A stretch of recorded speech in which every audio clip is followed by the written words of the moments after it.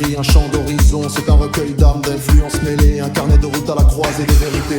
Le départ, les rives rouges de Conakry, là où le fleuve murmure des secrets d'ancêtres enfuis, là où les tambours battent comme des cœurs sans répit. Puis l'envol, léger comme un oiseau de feu, vers les mornes de la Martinique, où le vent fredonne des complaintes créoles, où le volcan veille sur les mots qu'on décolle. Il interpelle les boules à gel, ces voix de Guada qui dansent entre les cases et les vagues, qui crient l'amour, la lutte et les bagages. Il interpelle les boules à gel, ces voix de Guada qui dansent entre les cases et les vagues, qui crient l'amour, la lutte et les bagages. Il traverse la Caraïbe comme on traverse un rêve, sans visa, sans douane, juste là, en trêve. Et puis il revient, non pas en arrière mais en spirale.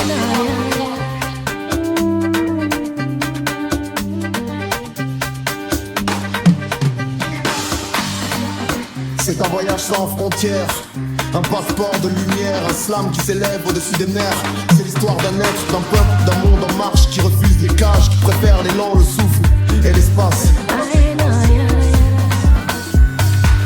Canaries, Conakry.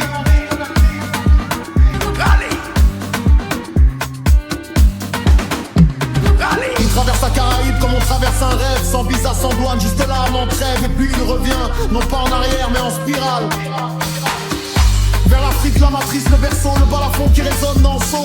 Non pas en arrière mais en spirale. C'est un voyage sans frontières, un passeport de lumière, un slam qui s'élève au-dessus des mers. C'est l'histoire d'un être, d'un peuple, d'un monde en marche, qui refuse les cages, qui préfère l'élan, le souffle et l'espace.